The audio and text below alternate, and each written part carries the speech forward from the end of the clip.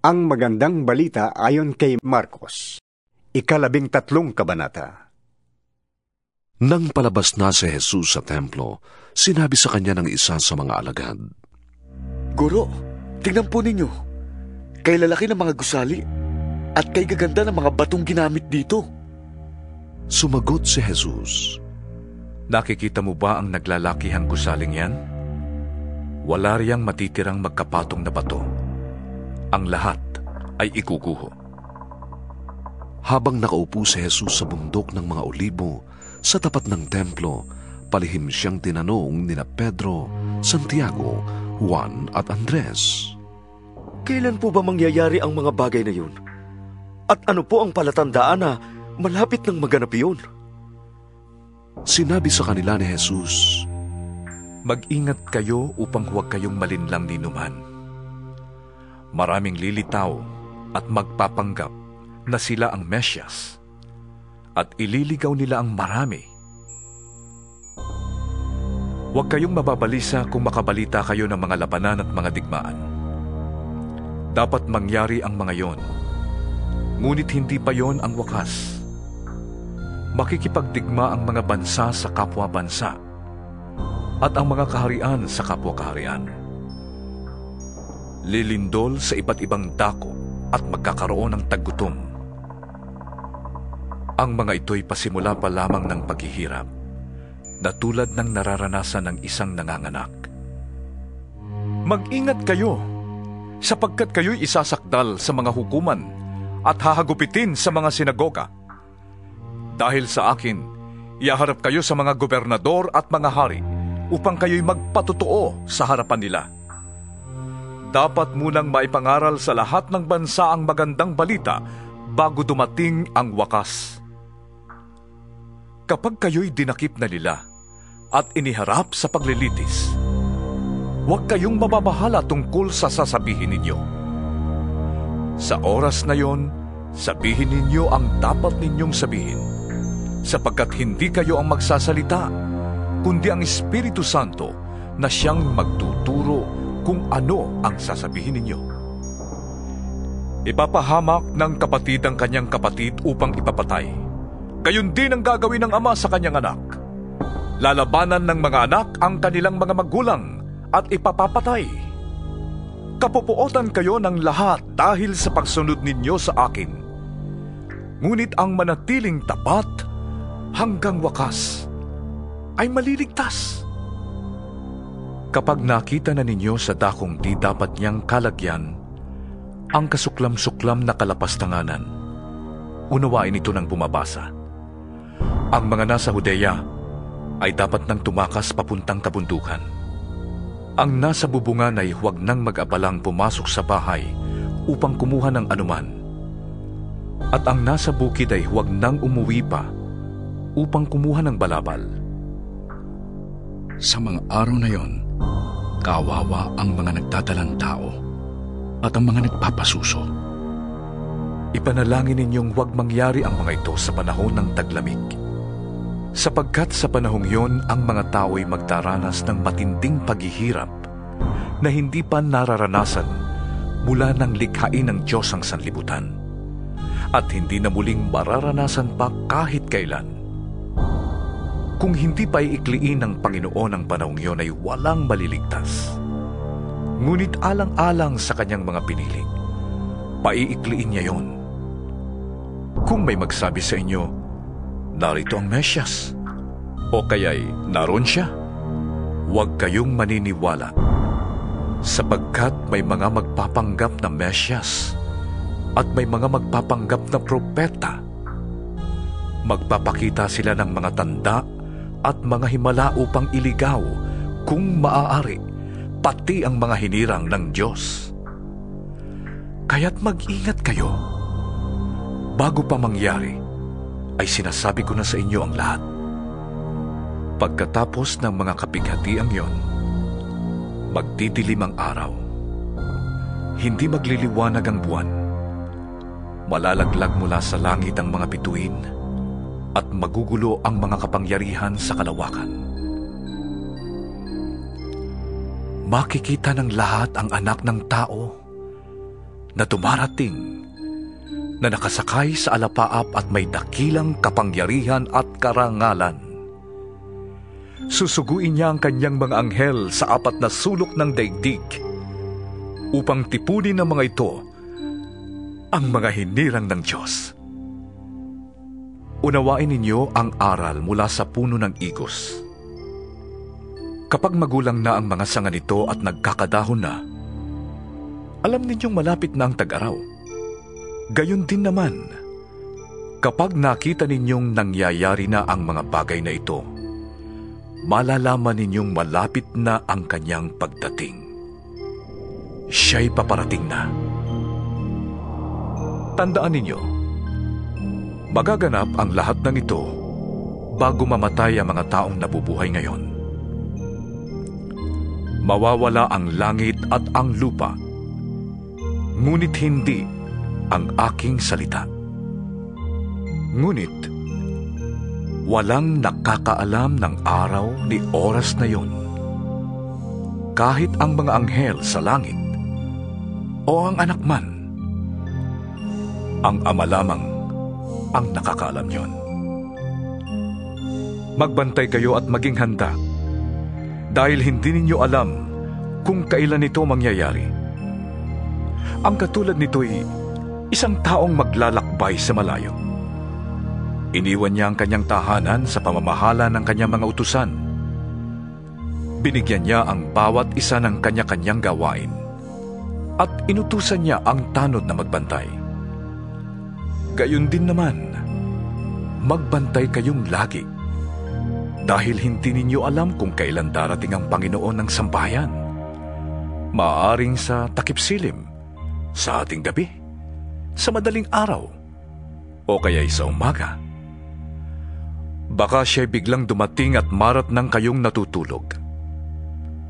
Ang sinasabi ko sa inyo'y sinasabi ko sa lahat. Maging handa kayo. 14 na kabanata. 2 araw na lamang at pista na ng Paskwa at ng tinapay na walang pampaalsa. Ang mga punong pari ng mga Hudyo at mga tagapagturo ng kautusan ay naghahanap ng paraan upang maipadakip si Jesus ng palihim at maipapatay.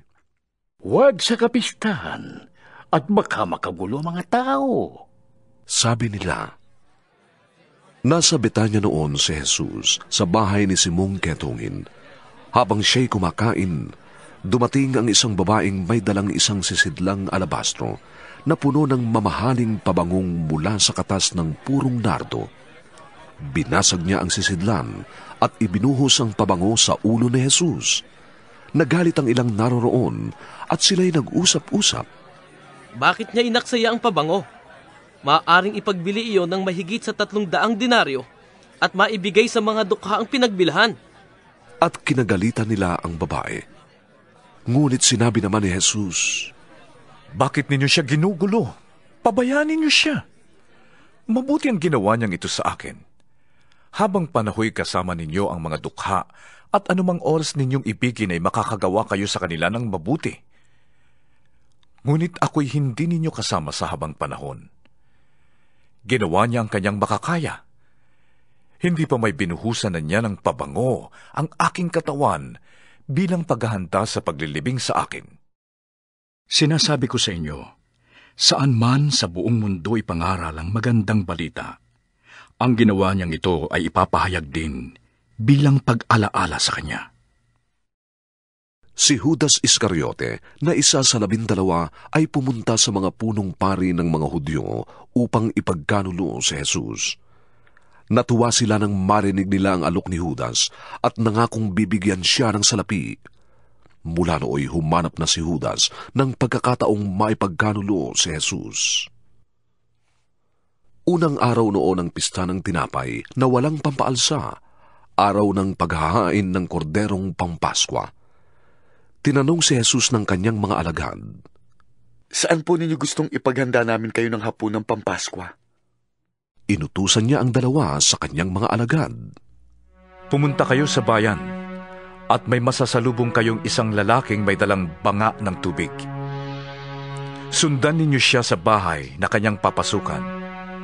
At sabihin ninyo sa may-ari, ipinapatanong po ng guro kung saan silid siya maaaring kumain ng hapunang Pampaskwa kasalo ng kanyang mga alagad. At ituturo niya sa inyo ang isang malaking silid sa itaas na mayroon ng kagamitan. Doon kayo maghanda para sa atin. Nagpunta sa bayan ang mga alagad at natagpuan nga nila roon ang lahat gaya ng sinabi ni Jesus sa kanila at inihanda nila ang hapunang Pampaskwa. Kinagabihan, dumating si Jesus na kasama ang 12. Nang sila'y kumakain na, sinabi ni Jesus, Tandaan ninyo ito. Pagtataksilan ako ng isa sa inyo na kasalo ko. Nalungkot ang mga alagad at ang isa't isa'y nagtanong sa kanya. Ako po ba, Panginoon? Ako po ba, Panginoon? Sumagot siya, Isa sa inyo na kasalo ko sa pagsawsaw ng tinapay sa mangkok. Mamamatay ang anak ng tao ayon sa nasusulat. Ngunit kahabag-habag ang taong magkakanulo sa kanya. Mabuti pa sa taong yon ang hindi na siya pinanganak. Habang kumakain sila, si Jesus ay dumampot ng tinapay at nagpasalamat sa Diyos. Pagkatapos, kanyang pinaghati-hati ang tinapay at iniabot sa mga alagad. Sinabi niya, Kunin ninyo ito. Ito ang aking katawan. Dumampot din siya ng kopa at matapos magpasalamat sa Diyos, ay iniabot din niya yon sa mga alagad at uminom silang lahat. Sinabi niya, Ito ang aking dugo ng tipan na mabubuhos para sa marami. Sinasabi ko sa inyo, hindi na ako iinom ng alak mula sa katas ng ubas hanggang sa araw na ako'y uminom ng bagong alak sa kaharian ng Diyos. Umawit sila ng isang himno at pagkatapos ay nagpunta sila sa bundok ng mga Olibo. Sinabi ni Jesus sa kanila, Ako'y iiwan ninyong lahat, sapagkat sinasabi sa kasulatan, papatayin ko ang pastol at kakalat ang mga tupa. Ngunit pagkatapos na ako'y muling mabuhay, mauuna ako sa inyo sa Galilea. Sumagot si Pedro, Kahit na po kayo iwan ng lahat, hindi ko kayo iiwan. Tandaan mo, sabi ni Jesus sa kanya, sa gabi mismong ito, bago tumilaw kang manok ng makalawa, ay 3 beses mo akong ikakaila. Subalit lalong ipinagdiinan ni Pedro, Kahit ako'y patayin kasama ninyo, hindi ko kayo ikakaila. Ganoon din ang sinabi ng lahat. Dumating sila sa isang lugar na tinatawag na Getsemani. Sinabi ni Jesus sa kanyang mga alagad, Maupo muna kayo rito at mananalangin ako. At isinama niya sina Pedro, Santiago at Juan. Nagsimulang mabagabag at maghirap ang kanyang kalooban. Sinabi niya sa kanila, Ang puso ko'y puno ng hapis at halos aking ikamatay. Maghintay kayo rito at magbantay. Lumayo siya ng kaunti at pagkatapos ay nagpatira pa upang manalangin na kung maaari wag nang sumapit sa kanya ang oras ng paghihirap. Ama ko, sabi niya, magagawa mo ang lahat ng bagay. Alisin mo sa akin ang paghihirap na ito, ngunit huwag ang kalooban ko, kundi ang kalooban mo ang masunod. Nagbalik siya at dinatnan niyang natutulog ang 3 alagad. Sinabi niya kay Pedro, Natutulog ka ba, Simon? Hindi ka ba makapagbantay kahit 1 oras man lamang? Magbantay kayo at manalangin upang huwag kayong madaig ng tukso.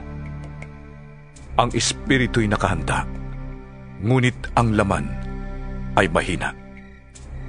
Muling lumayo si Jesus upang manalangin at inulit niya ang kanyang kahilingan.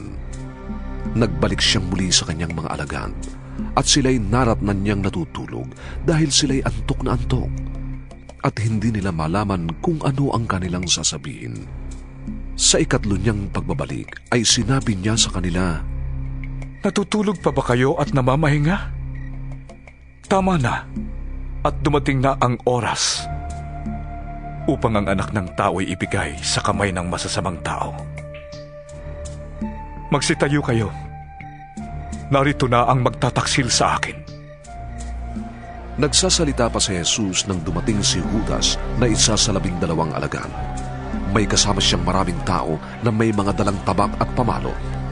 Sila'y isinugo ng mga punong pari, mga tagapagturo ng kautusan at mga pinuno ng bayan. Ito ang hudyat na ibinigay sa kanila ng taksil. Ang hahalikan ko, iyon ang inyong hinahanap. Dakpin niyo siya at huwag pabayaang makatakas. Pagdating ni Judas, agad siyang lumapit kay Jesus. Guro! Ang bati niya at ito'y kanyang hinalikan. Sinunggaban nga at dinakip ng mga tao si Jesus. Nagbunot ng tabak ang isa sa mga alagad at tinaga ang alipin ng pinakapunong pari at natagpas ang taingan niyon. Sinabi ni Jesus sa mga tao, Ako ba'y tulisan? At naparito kayong may dalang tabak at pamalo upang ako'y dakpin? Araw-araw akong nagtuturo sa templo at naroon din kayo. Ngunit hindi ninyo ako dinakip. Subalit kailangang matupad ang sinasabi ng kasulatan. Tumakas ang lahat ng mga alagad at iniwan siya. Sinusundan si Jesus ng isang binatang walang damit kundi ang balabal niyang lino. Sinunggaban ito ng mga tao, ngunit iniwan niya ang kanyang balabal at tumakas na hubad. Dinala nila si Jesus sa bahay ng pinakapunong pari. Nagkakatipon doon ang lahat ng mga punong pari, mga pinuno ng bayan at mga tagapagturo ng kautusan. Si Pedro'y sumunod kay Jesus, ngunit malayo ang agwat. Nagtuloy siya hanggang sa patio ng pinakapunong pari at naupo na kasama ng mga bantay na nagpapainit sa tabi ng apoy. Ang mga punong pari at ang buong Sanhedrin ay naghahanap ng maipaparatang kay Jesus upang siya'y maipapatay, ngunit wala silang makita. Maraming ang saksi ang nagsasabi ng kasinungalingan laban sa kanya, ngunit hindi naman nagkakaisa ang kanilang mga patotoo. May ilang sumaksi ng kasinungalingan laban sa kanya. Narinig naming sinabi ng taong yan, gigibayin ko ang templong ito na gawa ng tao at sa loob ng 3 araw ay magtatayo ako ng iba na di gawa ng tao. Ngunit hindi pa rin nagkaisa ang kanilang mga patotoo.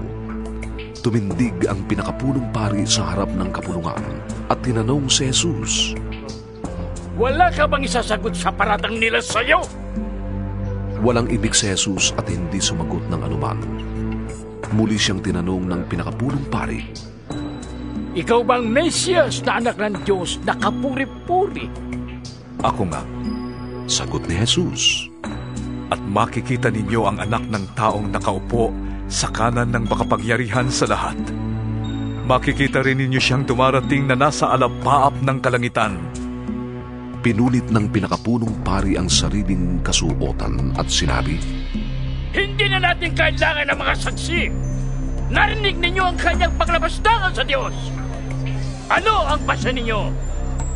At ang hatol nilang lahat ay nararapat siyang mamatay. At siya'y sinimulan nilang pahirapan.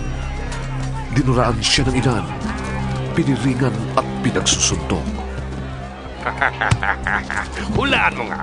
Sinong sumuntok sa'yo? Sabi nila, at pinagsasampal siya ng mga bantay. Si Pedro naman ay nasa patio sa ibaba nang lumapit ang isang babaeng katulong ng pinakapunong pari. Nakita niya si Pedro na nagpapainit sa apoy. Pinagmasdang mabuti at pagkatapos ay sinabi, Kasama ka rin ni Jesus na taga Nazaret. Ngunit nagkaila si Pedro. Wala akong nalalaman sa sinasabi mo. Sagot niya. Umalis siya at nagpunta sa labasan at tumilaok ang manok. Nakita na naman siya ng babaeng katulong at sinabi sa mga naroon, Ang taong ito ay isa sa kanila. at muling nagkaila si Pedro.